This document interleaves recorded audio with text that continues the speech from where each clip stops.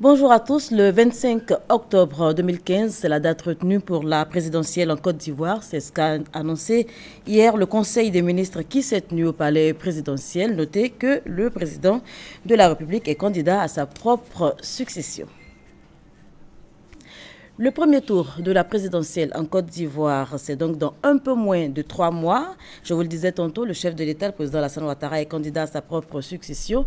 Le chef de l'État qui a donc procédé hier au dépôt de sa candidature à la CEI. Jérôme Kofi Aboula.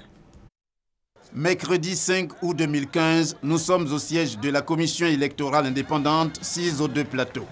Il est 16h45 quand le président Alassane Ouattara y arrive. La raison, rendre officielle sa candidature en vue de la présidentielle d'octobre 2015. L'acte de dépôt de candidature effectué, le candidat Alassane Ouattara, soutenu par les partis du Rassemblement des oufouettistes pour la démocratie et la paix, a évoqué l'importance de ce scrutin. Scrutin qui pour lui va permettre de tourner la page triste de l'élection précédente. Comme j'ai eu l'occasion de l'annoncer, je suis candidat à l'élection présidentielle d'octobre 2015 et conformément aux dispositions du code électoral, je suis venu déposer mon dossier de candidature. Comme vous le savez, ma candidature est parrainée par 5 partis, le PDCI-RDA, le RDR, l'UDPCI, le MFA et l'UPCI, et un groupement de partis, le RHDP. Voilà, donc les pièces ont été reçues par le bureau de la commission qui m'a donné un récépissé qui confirme que les pièces sont celles qui sont requises par le code électoral. Je voudrais saisir cette opportunité pour dire que cette élection du 25 octobre 2015 est importante pour notre pays, pour le processus démocratique, pour donc tourner la page de la crise que nous avons connue en 2010.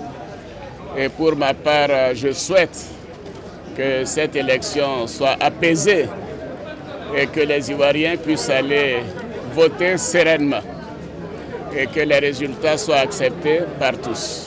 Après avoir fait acte de candidature, Alassane Ouattara, candidat du RHDP pour la circonstance, entouré de plusieurs personnalités, notamment des membres du gouvernement, a marché du siège de la CEI à la rencontre des militants aux alentours.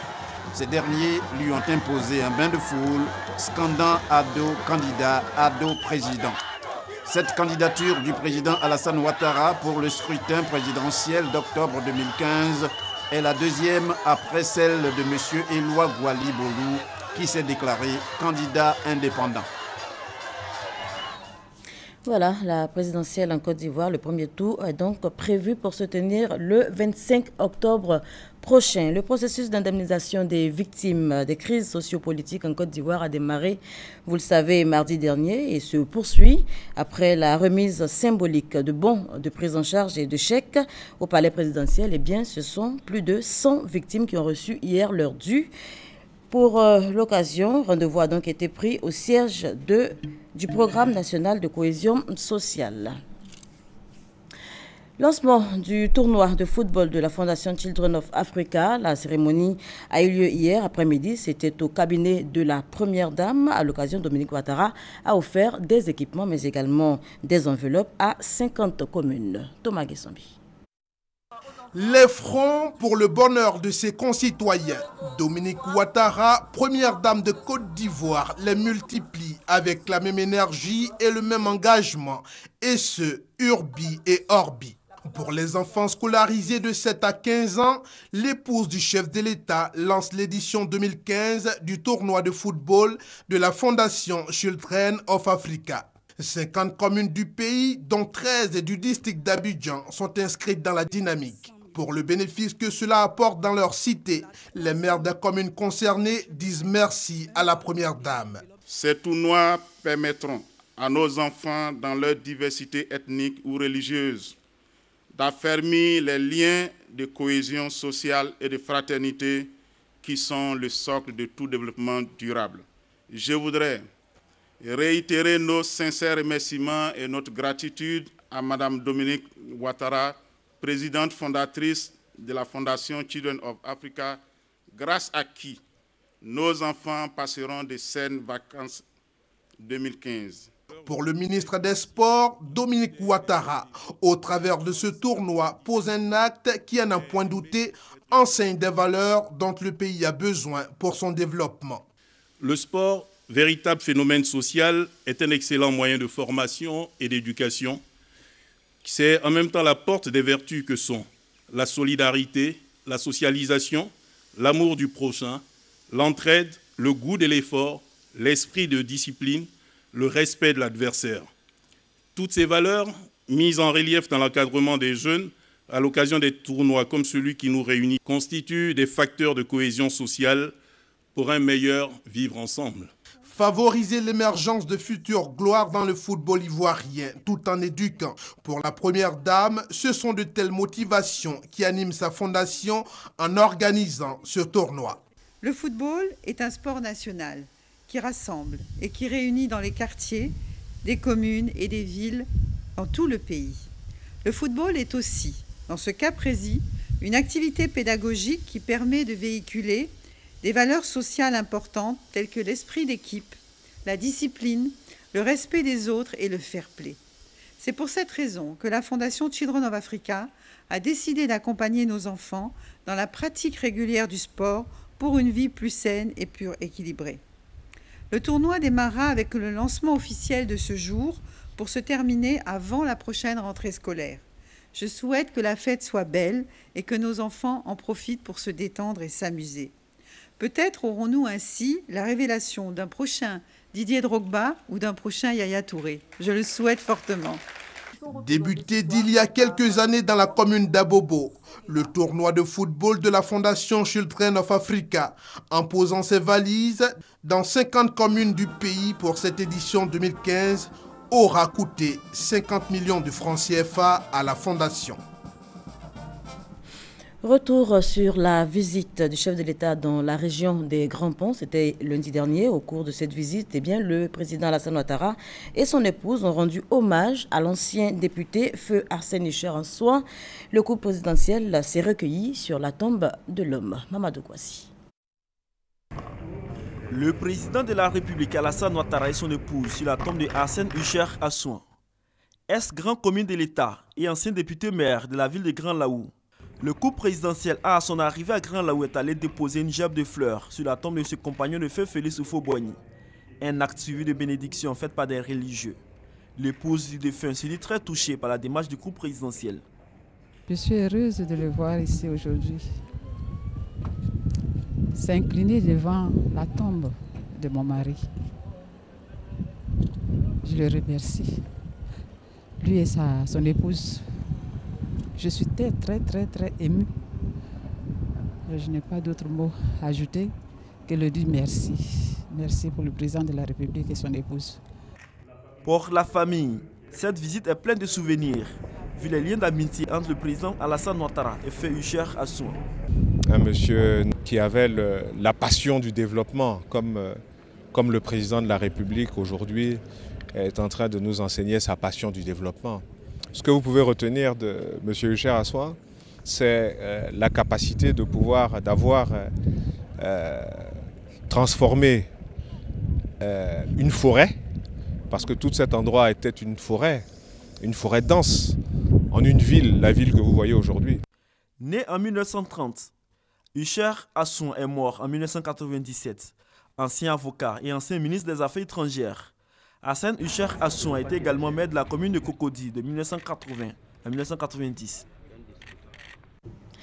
81 maires, présidents de conseil et gouverneurs de districts formés à la gestion administrative et financière des entités décentralisées. C'est à l'initiative du ministère d'État, ministère de l'Intérieur. Compte rendu Serge Coléa. Ce séminaire de renforcement des capacités des élus locaux et responsables d'administration décentralisée a mobilisé 81 participants. président des conseils régionaux, membre de l'ARDCI, l'Association des régions et départements de Côte d'Ivoire, maire de l'UVIC aussi, l'Union des villes et communes de Côte d'Ivoire, gouverneurs et vice-gouverneurs se sont formés à la maîtrise des principaux outils de planification, de gestion administrative et financière au sein de leurs différentes entités. On peut avoir une idée claire sur ce que l'on veut obtenir, mais comment y parvenir? Tout le problème est là. On arrive en tant qu'élu, il n'y a pas une école pour les élus. Comment élaborer un plan stratégique de développement local? Quelles sont les dispositions à prendre pour élaborer un programme triennal et les documents budgétaires? Telles sont les thématiques qui ont été développées au cours donc de ce séminaire. La gestion décentralisée est bien cadrée par des tests. Et le plus souvent, en arrivant dans nos affaires, beaucoup d'entre nous n'ont pas connaissance de ce cadrage-là. Je crois qu'il est important effectivement de connaître comment on peut mieux faire les choses en matière de planification, de programme triennal. Nous sommes donc à l'école pour apprendre à gérer une collectivité. Mais en même temps, cela va nous donner l'occasion d'échanger avec la hiérarchie parce que le tout n'est pas de savoir gérer, il faut avoir les moyens de cette gestion. Et c'est l'un des problèmes qui se pose véritablement aux collectivités. À l'issue de 2 jours, les apprenants ont reçu leur diplôme de participation des mains du directeur général de la décentralisation, Parfait Gourourou. Célébration hier de la journée mondiale des seins, une journée pour sensibiliser donc la gente féminine sur les cancers des seins, également parler de prise en charge. Grâce Kandou. Le cancer du sein est un véritable problème de santé publique. Les femmes âgées de plus de 45 ans sont les plus touchées. En Côte d'Ivoire, 3000 nouveaux cas sont détectés chaque année selon le programme national de lutte contre le cancer. Pour changer la donne, la Société de gynécologie et d'obstétrique de Côte d'Ivoire initie les journées ivoiriennes des seins. La fréquence du cancer du sein en Côte d'Ivoire est une réalité. Il faut que nous agissions pour faire baisser cette prévalence et pour éviter les morts après cancer du sein. Il n'y a pas de fatalité dans toute maladie. Toute maladie peut être maîtrisée, mais quand on vient à temps, que les femmes viennent en consultation, car les traitements sont disponibles et les experts sont là qui peuvent les prendre en charge. Des journées de sensibilisation, mais aussi de dépistage du cancer du sein. L'année dernière, j'avais des douleurs au sein gauche. Donc, j'ai fait la mammographie. Le médecin m'a dit que c'était bon. Donc, cette année, comme ils sont là, ce sont les spécialistes qui sont là, j'ai essayé l'opportunité de venir faire le dépistage. J'ai fait le dépistage ce matin. Le médecin m'a rassuré que c'est bon. Nous avons déjà vu une dizaine de patientes.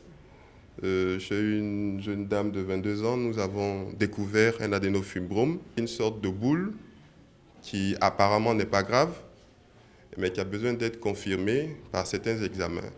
Aussi, chez une dame ménopausée de 54 ans, nous avons vu ce matin un nodule d'environ 2 cm que nous avons exploré à travers des examens de radiologie. Le traitement du cancer du sein repose sur plusieurs méthodes, notamment la chirurgie, la radiothérapie et la chimiothérapie.